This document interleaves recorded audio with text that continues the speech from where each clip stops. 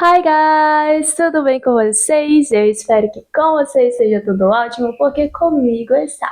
Eu me chamo Yara, muito prazer, e eu trago vídeos todos os dias no canal, só não estou trazendo no final de semana, porque meu marido brigou comigo. Disse que eu deveria descansar um pouquinho, porque é muito puxado, né? E eu ouvi ele, afinal de contas, sempre faço o que eu quero, então quando ele fala alguma coisa, eu sempre tento ouvir também.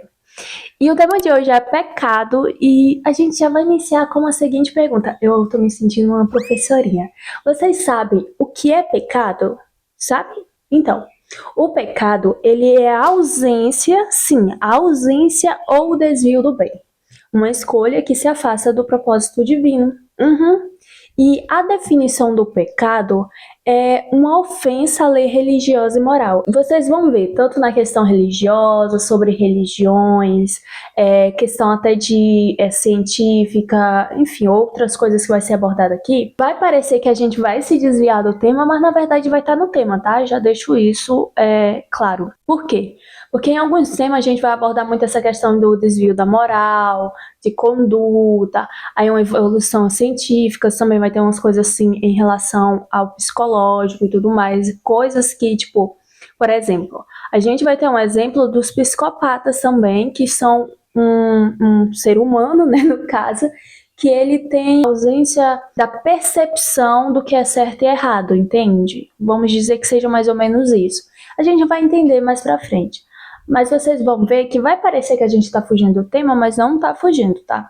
Então é isso. O pecado, ele é isso. Ele é a ofensa à lei, tanto moral quanto a religiosa. Tem também, né, a questão que ela é também a transgressão da lei de Deus. A terminologia bíblica sugere que o pecado tem três aspectos. Sim, a primeira seria a desobediência ou a violação da lei. A segunda seria a violação dos relacionamentos com as outras pessoas. E o terceiro, a rebelião contra Deus. Em 1 João 3,4 diz o seguinte: todo aquele que comete o pecado também transgride a lei, porque o pecado é a transgressão da lei. Pecado também pode ser entendido como o errar o alvo, por exemplo, ou afastar-se de Deus. Esse quesito, sabe? Se a gente for levar para um quesito mais bíblico, mais ao pé da letra. Portanto, a compreensão do arrependimento é orientar-se em direção a Deus, entende? Quando a gente fala sobre o pecado, logo a gente associa que o pecado veio por causa de Adão e Eva e tudo mais.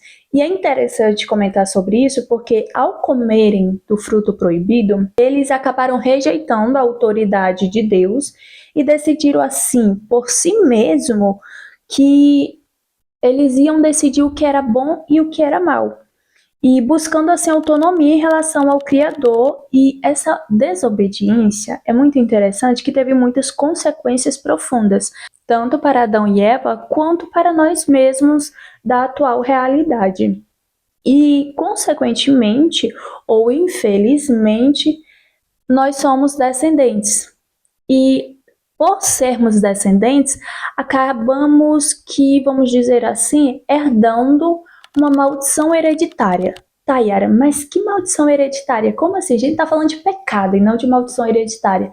O pecado é uma maldição hereditária. Os primeiros a cometer o pecado foi Adão e Eva. E o pecado veio depois deles, né? Houve ali uma perda da harmonia original. E com essa desobediência e tudo mais, eles acabaram rompendo os laços com Deus. Outra consequência que a gente sabe bem claramente, né, até porque a Bíblia cita isso explicitamente, é a expulsão do Éden, deles dois. Tá, mas Yara, sobre a questão que você falou da maldição hereditária, ocorre porque a partir daquele momento que eles são expulsos do Éden, nasce a culpa. E não só isso, tá? Também ocasiona a morte espiritual que antes não existia. Tá, Yara, mas a partir das suas pesquisas, você acha que Deus permitiu? Ele queria que isso acontecesse?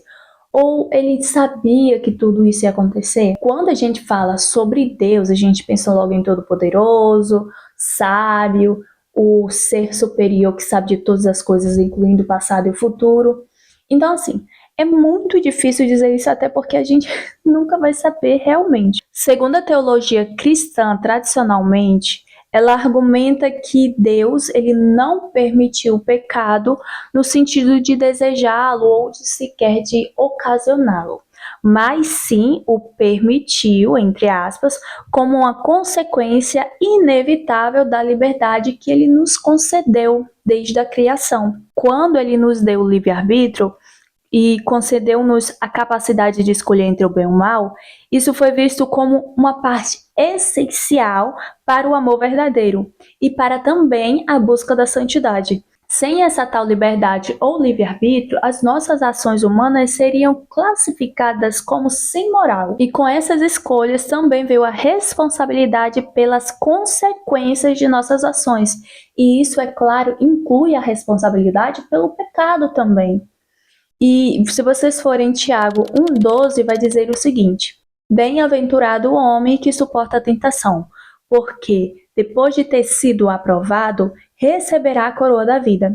E é interessante falar sobre esse ponto da Bíblia, porque não é só esse ponto, mas vários outros citam sobre a superação dos dias difíceis. E Deus, ele só nos permite viver esses dias porque sabe que temos a capacidade de superá-los, pois ele não permite, segundo várias citações, ele não permite que passamos por dias difíceis que não possamos superá-los. A tentação, ela veio como um meio de purificação da alma, e ela nos lembra das nossas falhas passadas, que infelizmente foram causadas pela falta de vigilância em nós mesmos, e nos leva a renovar. É uma questão de renovação espiritual, tá, gente? Essa questão do pecado. Ela nos leva a renovar atos de arrependimento, contrição e humilhação, que por sua consequência purifica nossa alma. E essa necessidade de fazer esforços constantes para não cair nos ajuda a expiar as nossas fraquezas do passado. O próprio São Pedro, ele reconhece também em si uma grande tentação, que muito lhe causa sofrimento. E ele pede para Deus para que o livre dela, mas o Senhor acaba recusando, pois usa dessa tentação para que não caia um pecado muito maior, que seria o orgulho, que inclusive vocês podem ver lá em 2 Coríntios 12, 7 e 10. E nós sabemos atualmente que existem os 7 tipos de pecados capitais, não é? E os 7 pecados capitais, segundo a tradição cristã, são tendências humanas consideradas graves e que podem levar a outros tipos de pecados também. Tais versões podem ser interpretadas como manifestações extremas e destrutivas. A gula, por exemplo, quando excessiva, pode levar à autodestruição. A avareza levará à exploração e à miséria alheia. A luxúria, trazendo-lhe sentimento de obsessão e perversão. A ira, a violência e vingança. A inveja, o ressentimento e ódio. E a preguiça, estagnação e negligência.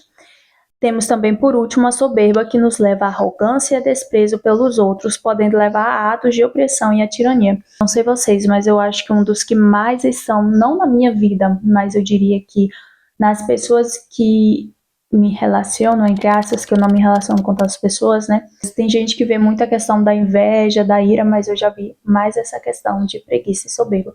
Inclusive, eu posso dizer que eu sou muito preguiçosa, mas não questão assim realmente de preguiça, mas de negligência. Negligencio muitas coisas e sempre eu deixo para o último momento, e no último momento eu faço tudo e aí eu fico totalmente esgotada. Eu sou desse jeito. Mas bora lá. É de suma importância não apenas vigiar as ações externas, como também as internas, porque os pensamentos, por exemplo, é uma fonte de pecado. E a Bíblia também enfatiza a necessidade do autocontrole e de evitar comportamentos que nos levem à tentação. E devemos buscar o equilíbrio e a moderação em todas as ações. Eu gosto de pensar que tudo que é moderado não vai afetar tanto a sua vida espiritual. É claro que existem coisas que não tem como ser moderado, por exemplo, assassinato, prostituição, esse tipo de coisa. Mas, tipo, coisas simples, que, por exemplo, a gula, é comer uma necessidade. Então, se você comer de forma moderada, não vai ser uma gula. Mas se você comer de uma forma totalmente anormal, isso já vai ser considerado. Um ponto interessante que vocês talvez não saibam, que eu achei super interessante, é que as religiões de matrizes africana, como a Umbanda e o Candomblé, não há esse conceito de pecado, sabe? Eu achei, assim, totalmente fora da casinha. Não que eu esteja criticando, é porque, gente, eu fui por toda a minha vida católica. Então esse conceito de pecado, ele é muito enfatizado, sabe? Então quando eu vi que, gente, tem religiões que não consideram isso como pecado, eu fiquei tipo, nossa, que coisa, mas bora lá. O candomblé tem suas raízes nas tradições religiosas da África Ocidental, que foi trazida ao Brasil durante o período da escravidão. Essa religião, perdão, se organiza em torno de culto aos orixás, que são forças da natureza personificadas e cultuadas em rituais específicos. E existe uma busca, sabe, pela harmonia, esse tipo de coisa, seja com os orixás ou até mesmo com a natureza, mas é super fundamental que isso ocorra. E as ações que podem desequilibrar essa harmonia são consideradas como desvios que podem gerar consequências negativas à vida do indivíduo quanto também em grupo, tá? Ou até da comunidade. Já na Umbanda, que é também um misto do Candomblé, ele é um misto de várias religiões que acabou criando a Umbanda, tá bom? Ela é uma religião afro-brasileira e surgiu lá no século XX. Ela incorpora tanto o candomblé quanto o espiritismo kardecista, o cristianismo também. Assim como no candomblé, a Umbanda também cultua os orixás, só que ela adiciona a crença em entidades espirituais, como os guias espirituais. E o foco da Umbanda está na caridade e na promoção do bem-estar e da evolução espiritual também, não havendo assim um conceito de pecado que impeça o indivíduo de ter a sua evolução espiritual, sabe? Ou salvação e esse tipo de coisa. No espiritismo, o pecado ele não é visto como uma transgressão moral, mas sim espiritual, tá? Mas como um erro e desvio das leis divinas e é tratado como ação pecaminosa. E esse desvio pode sim futuramente ter consequências inevitáveis tanto no mundo físico quanto no espiritual, e ele acaba refletindo-se em sofrimentos e trazendo-lhes dificuldade de aprendizado e evolução espiritual. Nós vamos sair da área religiosa e ir para outras áreas que estudam o pecado. Só que é interessante falar sobre essas áreas, por quê? Porque o pecado aqui, ele não é necessariamente algo divino, uma transgressão da lei divina, mas sim uma transgressão contra outras pessoas, vamos dizer assim, contra a moral, contra. Vocês vão ver, gente, vocês têm que ouvir para entender. Na psicologia, o pecado pode ser visto como um padrão de comportamentos autodestrutivo e também prejudicial, como vícios, procrastinação ou agressão. E a psicologia, ela estuda a causa e consequência desses comportamentos, buscando entender os mecanismos cerebrais e fatores ambientais envolvidos. Toda a questão que vem à frente, ela vai ser essa questão aqui de mecanismo cerebral, que vai ser um dos últimos, se eu não me engano, e os fatores ambientais envolvidos. Essa questão vai ser muito abordada, eu acho muito interessante trazer aqui. Na neurociência, ela investiga as bases neurais do comportamento moral e da tomada de decisões. Estudos com imagens cerebrais mostram áreas específicas associadas ao julgamento moral e empatia, sugerindo que a capacidade de distinguir entre o errado e o certo, entre o bem e o mal, tem sim fundamentos biológicos.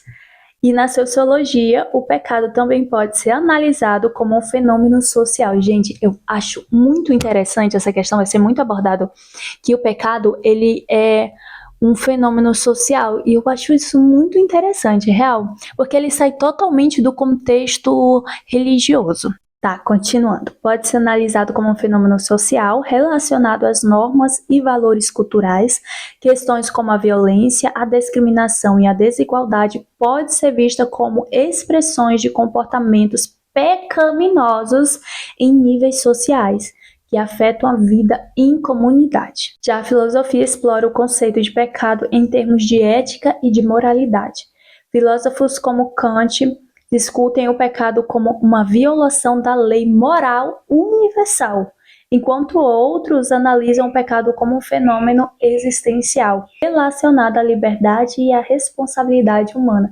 Gente, eu acho muito, muito interessante. Eu espero que vocês estejam gostando do vídeo, porque, cara, que coisa interessante. Real.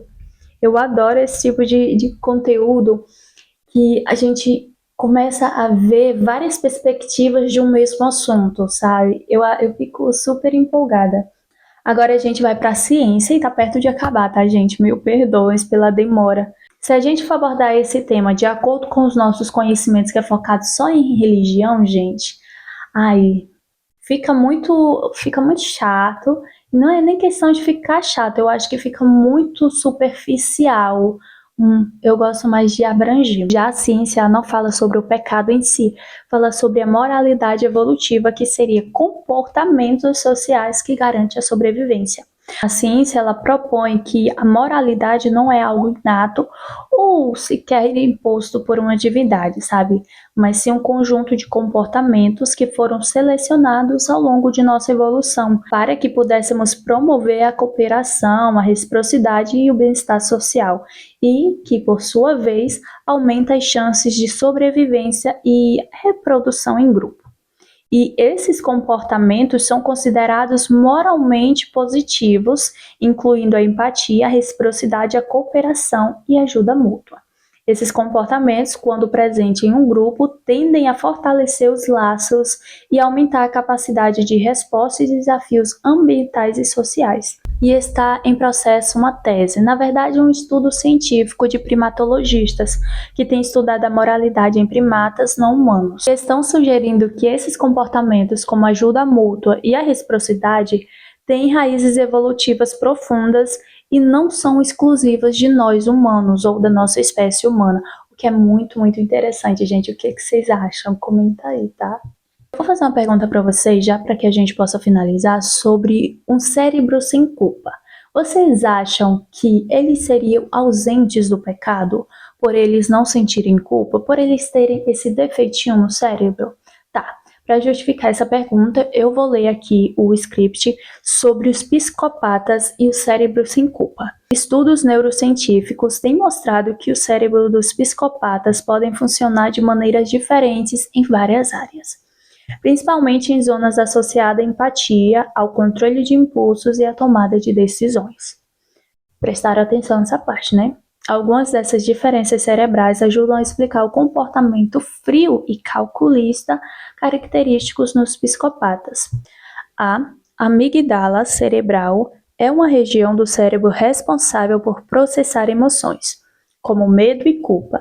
E em psicopatas, essa área mostra-se menos ativas do que em pessoas com comportamentos emocionalmente equilibrados. Isso sugere que os psicopatas têm uma capacidade reduzida de experimentar emoções básicas, como, por exemplo, medo ou remorso, o que os impede de sentir culpa ou empatia pelas suas vítimas e pelas suas ações. O funcionamento alterado da amígdala também está relacionado à dificuldade que os psicopatas têm em identificar emoções nos outros, particularmente emoções de medo ou tristeza, o que lhes permite manipular os outros sem o peso moral que moralmente acompanha esses comportamentos.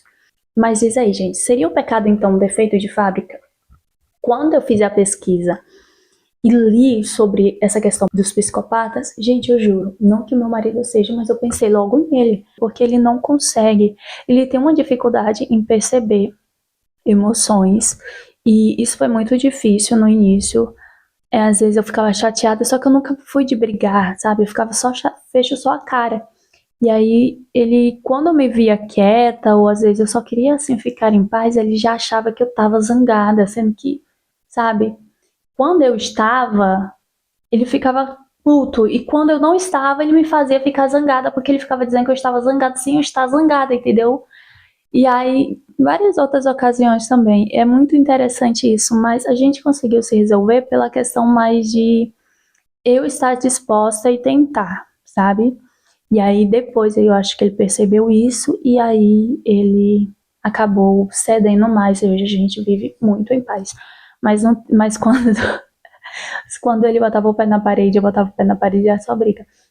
Só que é muito interessante isso, porque eu nunca tinha conhecido uma pessoa que tinha dificuldade em reconhecer emoções. E isso para mim foi uma dificuldade. E quando eu comecei a levar com mais leveza, com mais calma. Gente, a pessoa que não tem calma, se envolver com uma pessoa que tem dificuldade em reconhecer emoções, é muito difícil, porque você tá ali, você tá falando e a pessoa ainda fica, sabe? Você realmente tem que falar e tem que ver se a pessoa ouviu mesmo. E não só isso, porque o meu marido ainda no pacote, você fala, ele ouve, ele diz que ouviu, depois de um tempo você vai falar e ele diz, é mentira, você não falou. Ai. Mas enfim, diz aí, vocês acham que... Gente, ai, eu fico rindo sozinho quando eu penso nessas coisas, é muito engraçado. Mas diz aí, vocês acham que psicopata ele tá ausente dessa questão de pecado porque ele não reconhece emoções, ele não consegue reconhecer o remorso, esse tipo de coisa? Gente, sendo bem sincera, eu acho que não tá não, tá? Eu não concordo com isso. Seria muito legal se tivesse uma tese ou alguma coisa científica sobre isso. Não seria, eu acho que seria tudo. Mas agora a gente vai para uma questãozinha. Hoje a gente não tem relato, mas a gente vai ter um comentário, tá? Eu vou deixar os comentários aí para vocês, para que vocês possam ver. Muito interessante sobre essa questão de Deus permitir o pecado. Pode ser? Ah, Yara, mas por que não vai ter um relato sobre pecado? Eu acho injusto, eu acho incoerente, incorreto, todas essas palavras que eu posso associar para cá. Ter que analisar um relato de uma pessoa que confia e envia e classificá-lo como pecado. Vocês não acham? Eu acho. Não acho justo com quem envia e nem acho correto, nem moralmente correto eu estar julgando alguém. Eu não sou Deus, tá? Então não acho justo. O tema do comentário é o seguinte: se Deus já sabia que o pecado ia acontecer e o ser humano ia pecar, então por que Deus criou o pecado? Primeiro, eu quero dizer antes de começar que o link vai estar aí na descrição, tá? Caso você queira ler. Tem muitos e muitos comentários sobre esse tema aqui. Então, bora lá. Ele diz da seguinte forma: Deus é a inteligência suprema. Os seres humanos tendem a pensar que Deus é um homem de barba branca que fica entre as nuvens, olhando aqui embaixo e cuidando das pessoas. A grande verdade é que Deus está relacionado ao universo e não aos seres humanos. O homem é apenas uma das infinitas criações. De repente, alguém vai falar que na Bíblia está escrito isso e aquilo. Outra grande verdade é que ninguém consegue comprovar que a Bíblia é um documento autêntico e que nunca foi alterado. Essa questão de nunca foi alterado, eu acho que já foi sim, gente, tá? Pessoas que traduzem a Bíblia e tudo mais.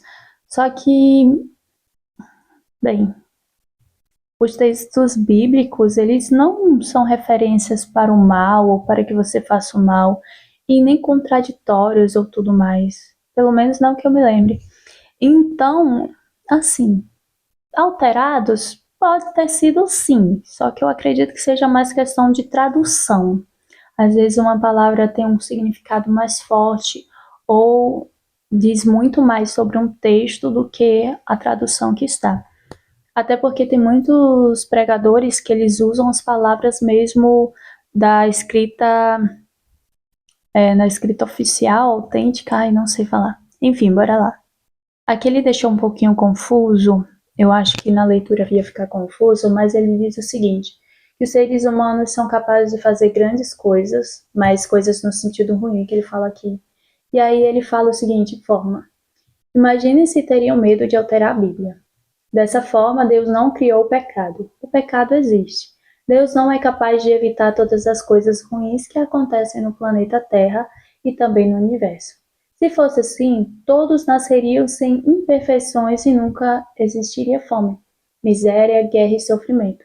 Se tudo fosse perfeito e nada precisasse de melhoria, não faria sentido a vida. Deus está em cada gesto de bondade, amizade, amor, crescimento, beleza, perseverança e vida. Deus estará ainda mais presente numa pessoa que pecou, que reconheceu o seu pecado, mesmo que isso demorasse sequer anos. e hoje, além de não cometer o mesmo pecado, conseguiu evoluir e ajudar outras pessoas a consumir um mundo melhor. Algumas coisas aqui eu concordo com ele, por exemplo, que Deus criou o pecado, que o ser humano, ele é capaz de muitas coisas, mas eu não sei se eu acredito no conceito de que não sei, gente, é porque eu nunca cheguei para pensar mesmo, que Deus tenha criado outros universos. Vocês já pensaram nisso? Eu não sei se eu nunca pensei nisso. Pera, eu confundi. Eu acho que eu nunca pensei nisso. Mas sobre a questão do último que ele falou, sobre Deus estar ainda mais presente em quem pecou, em quem reconheceu e tudo mais, eu acredito sim. Porque quem pecou e quem reconheceu e que não peca, é muito difícil essa questão de não pecar mais, ainda mais que você já fez, mas que tem a força de Deus e o Espírito. É muito interessante essa questão, porque eu acredito sim que ele tenha mais Deus em si do que eu possa ter, sabe? Do que outras pessoas possam ter. Acredito que Deus seja único para cada um. Tipo, ele seja um pouquinho mais para você, um pouquinho menos, porque é tudo uma questão de você estar disposto, você querer e você renunciar para ter. Então, se você tem uma elevação espiritual um pouco maior, eu acredito que sim, você tem um pouquinho mais de Deus do que outra pessoa que tem menos. Mas isso não significa que Deus vai se fazer presente mais na sua vida do que do outro. Eu também tenho a percepção de que se você tá bem, Deus vai cuidar de você. Mas ele não vai estar ali tão presente quanto aquele outro que está precisando mais ainda. É como um pai, gente. Um pai, ele cuida mais do que está necessitado. O que não está tão necessitado, ele só fica ali observando e tudo mais. Mas enfim, tem outros links aí. Se eu for ler, vai ficar muito grande, vai ficar muito extenso. E eu ainda tenho que acordar meu marido para ele vir trabalhar. Já passou do horário. Era 7h30, gente, para acordar ele. Já é 8h14. Ele vai brigar comigo, porque já faz 44 minutos. Mas enfim, eu espero que você tenha gostado do vídeo de hoje, porque eu gostei de estar aqui. Se você quiser ler mais um pouquinho sobre esse tema, alguns comentários, vou deixar alguns links aí na descrição para vocês. É muito interessante, tem algumas coisas que eu queria ter trago, mas eu estou sem tempo. Mas enfim, uma outra hora eu trago mais esse tema assim, em questão de comentários e tudo mais, pra gente conversar um pouquinho. Mas tive até uma ideia de tipos de vídeo, eu espero que vocês gostem dessa ideia. Outra coisa também, eu acho que eu vou começar a voltar a trazer um pouco mais de relatos, porque trazer esse tema, ele é muito puxado para me trazer todos os dias, então eu acho que eu vou começar a trazer temas assim, do jeito que eu tô trazendo, né, de explicações sobre um...